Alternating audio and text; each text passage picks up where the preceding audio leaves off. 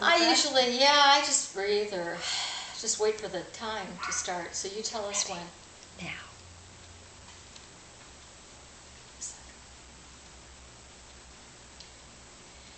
Hi, I'm Brenda Martin, and this is the State of Happiness talk radio program coming to you live from our State of Happiness, St. Petersburg, Florida. We're really happy today to have a special guest with us, and I'll tell you her name in a minute. First, I want to give you a little idea of what she's doing and why we thought it was so important to the State of Happiness to have this conversation. You know, I've often said that a debit is also a credit. Every debit is a credit on your personal ledger of life. Okay?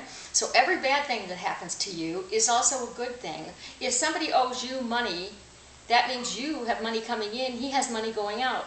His credit is your debit, okay? So that being said, life is a lot like that. We spend a lot of our lives thinking, is that all there is? Especially when you get to that midlife crisis time, somewhere between 40 and 50, and you really start thinking.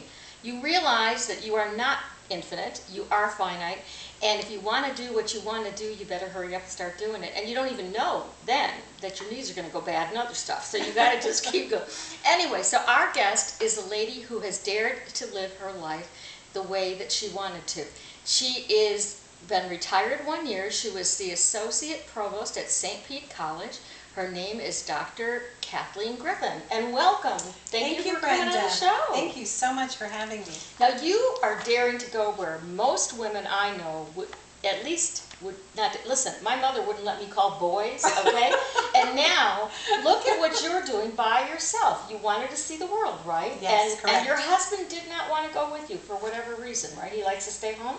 Well, my husband doesn't like to travel. Yeah. And we have 3 dogs. But somebody has to stay home and take care of the dogs. Boarding 3 dogs, pricey. Yes, that's another whole absolutely, life. yeah. And but he's very supportive of my trip, and he knows that this is the trip of a lifetime.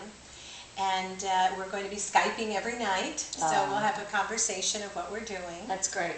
That's great. He's very, very supportive. And you're going to be gone 81 days. Yes. You're going to be in 8 countries. Yes. Now, how do you decide, you know, I'm just going to go off, you know, Maura has done this. When I first met Maura, she told me she was going to Italy by herself, and she can't find her way out of her subdivision, so how is she going to be in Italy by herself? And so she even told me her husband was going to go on Italian time, so if she got lost, she could call him up and he wouldn't be asleep, and he could look it up on MapQuest. So, you know, she has the courage too. I mean, I go to a big city by myself, and I'm like afraid to get in a rental car unless it's exactly like my car. So you have, because then I know how to drive it. So when you go to another country, it isn't that you don't know how to drive. The last time I went to Europe, I couldn't even turn the lights on, because you had to stick your room key in the wall. Nobody told me that, okay? I'm like, I'm an adult, I can't turn on the lights. So there's a lot of scary stuff that comes with this. How do you overcome that fear? And how do you stretch one 7-day visit to do an educational thing into 81 days of sleeping in hostels? Well, first of all, Brenda, most of my adult life I've been a career counselor, helping others decide what are their interests, their values, their personality, and matching them up into a career that's a good fit. And I was very fortunate working at St. Petersburg College for many years, loved my career. And you had a lot of people needing help. Yes, a lot of, yes. And many times over. You know, the average person will change careers, you know, 5 to 8 times in a lifetime. But that's a new thing, isn't it? Yes, correct. I mean, in our parents' day, back in, what, the 40s, 50s, 60s, people stayed where they were. They were lifers. Yeah. They were lifers. They all got the gold watch at 65. But I always felt like I was the cheerleader. Yes. And then when I retired a year ago, I had to apply the same principles to my own life. What's next? Yeah. You know, what am I going to do with my mother is 85 years old. She still drives. She plays bridge several times a week. She has much more fun than I do. Yeah. So I know that, you know, based on heredity, I'm probably going to be pretty robust for another 20 or 30 years, maybe 40. And you can play bridge when you're 80. You don't need to do it I don't now. play bridge now. I don't even enjoy cards. But the point is, what am I going to do with this next chapter? Yeah. And I decided that I kind of looked, a lot of times when you're trying to choose a career, you look back to what you wanted to be when you were younger. Absolutely. And when I was 19, I was able to live in a castle in Luxembourg for 5 months. And when I came back from there, I thought, I want to be an airline stewardess. I'm going to just travel the world. And I didn't get hired with the airline. So I thought, well, I'll go back to college. But I was bitten with the travel bug at a very young age. And raising 3 children, which I'm very, very proud of, no regrets. But they're all grown, right? They're all grown, and they're very self-sufficient. So now it's the time, what do I want to do? Yeah. So last summer I went on my first little trip. And this year, my trip has morphed into 81 days. Yeah, for an unbelievable, for what my utility bills are every month, basically, right? Well, my goal, Brenda, is to show myself, first of all, and this is somewhat of a social experiment. Yeah. So I'm not sure how it's going to turn out, but I am leaving for 81 days, 8 countries. Why 81? Well, it just sort of kept evolving. It wasn't a magical 81, like, what is around the world in 80 days? Right, I won't have the balloon. Well, you got that jet lag.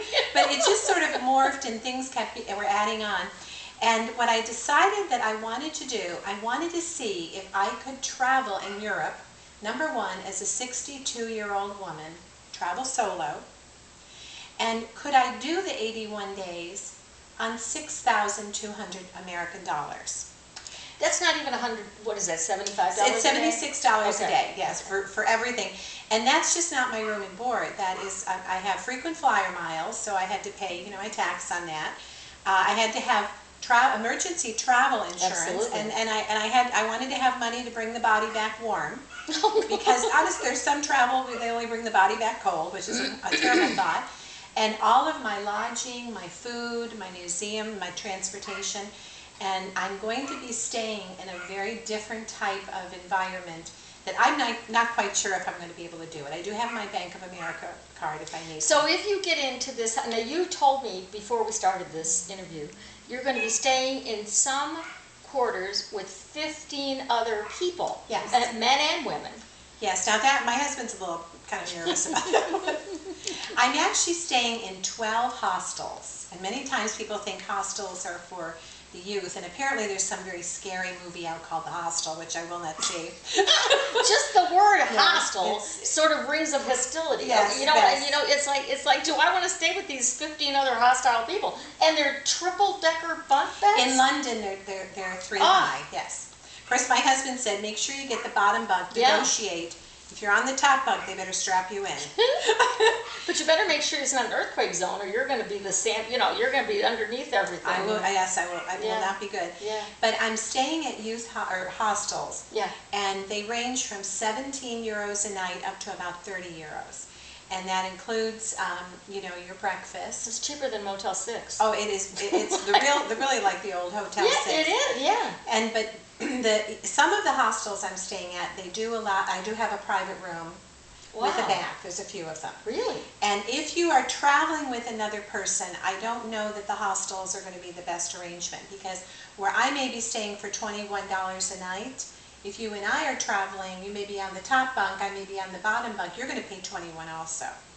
So it's going to be $42. We might as well get a cheap hotel. Yeah, but I think Europe is like that, right? Where over here, you get a hotel room, you pay a price for the room, and then you tell them how many people are in it. Yes. Over there, I think you do pay by the person, don't you? Yes, you do. Many times you do. But what I'm really hoping to do is I'm trying to pave the way for women such as myself who are either, widowed, divorced. I'm happily married. I have a wonderful husband. He but just he doesn't doesn't like wanna to travel. travel. But he is so rah-rah for me. He's my cheerleader.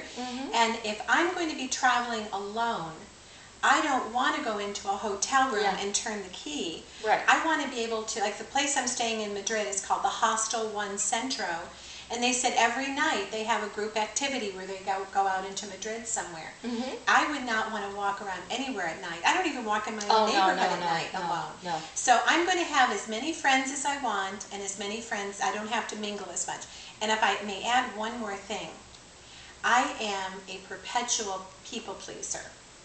I have been pleasing people since I was in the crib.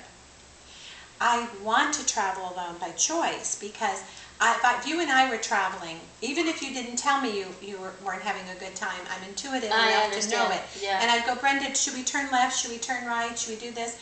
I'm so concerned about where you're at. And when you travel alone, you can be gloriously selfish. I'm very similar. So I'm really a people pleaser in rehab. I think a lot of women are that way, We are. especially our generation, because we were raised in a time where, you know, the men were the ones who were going to go, you know, to be, when you were a little girl, no one told you you were going to end up being a doctor. No. Right. I mean, No. you know, it just wasn't the thing. I mean, believe it or not, when I took my aptitude test the first weekend of college, my score came out, I would be best suited to be a corporate wife. Oh my goodness. That's not even on. Is there even such a thing No, anymore? not now, but then there was. Back in the 70s, yes. That's an elective now, not a, whatever. But you got to find a guy that works for a corporation anymore. Not so easy to be a corporate wife. But I But you're really, very independent. I'm very independent. I want to show other women, and show myself first of all. Now, I don't know if this social experiment is going to be a success or not. I may get over there and realize I can't sleep in a room with 15 others. Well, it could be a challenge. Although I have done a lot of research. My sister-in-law is an audiologist, so I have the very best wax-based earplugs. I have, you know, a sleep mask. I bought a Dreamy that I can put. It's like a satin sleeping bag, so my body will never touch sheets of any kind. Oh. It's put out by the Snuggly people. I had to buy it on eBay. But I've got all of these things going, and because I'll be traveling alone, I can do whatever I want, however I want, and how I'm my complete master of my ship. Let me ask you one more quick question. Sure. We've only got a minute. Security. That's going to be the number one thing for Yes. women. You say you're sleeping in this room, you've got this satin thing you're bringing so you don't have to deal with sheets and maybe bed bugs is what I'm not hearing you say. I know. I'm hoping I won't meet the But bed what bugs. about security? You go to sleep. How do you make sure the 14 other people in the room or whatever aren't in your stuff? Have you thought about that? Yes. Each hostel, you have a locker. Okay. And you bring your own lock. And I have a little siren thing that I just have to pull a little thing out. So I'm going to probably... Sleep with that in your hand? I'm probably going to have it around my neck. I mean, I know it's sounding pretty scary. No, I would like to I think that's just smart. I would like to think, and again, I may be very naive and I may be have a rude awakening, and if this is not a good experience for me, I am not going to recommend it for any other woman. Yes. But if it is a good experience, it's another way to take a budget of $6,000 that most people would pay for 2 to possibly 3 weeks in Europe. I am able to stretch that into 12. Yeah. Now, that doesn't mean every woman has to go to Europe No. for 12 weeks, but No. you know, you can do it on the really big, That's right. cheap. Well, you know, I look forward to talking to you. Kathleen, we call her because she is a career consultant in the Career Copter. She's going to be checking in with us while she's on this 81-day odyssey to Europe and beyond. And we're going to talk with her a few times and have her on back when she gets back. And we look forward to hearing about the book you're going to write about this experience when you get back. Well, if it is a success, it will be a how-to book. Okay. If it is not a success, it will be a humorous book. Either way, it's a book. But please check in on our blog. On my blog, I'll have photos and little summaries. And it'll of my be listed on our website, Yes. thestateofhappiness.com. And thank you very much for coming in. Thank you, Brenda. And we'll be right back. And please be an armchair traveler with me. I would love it. Thank you.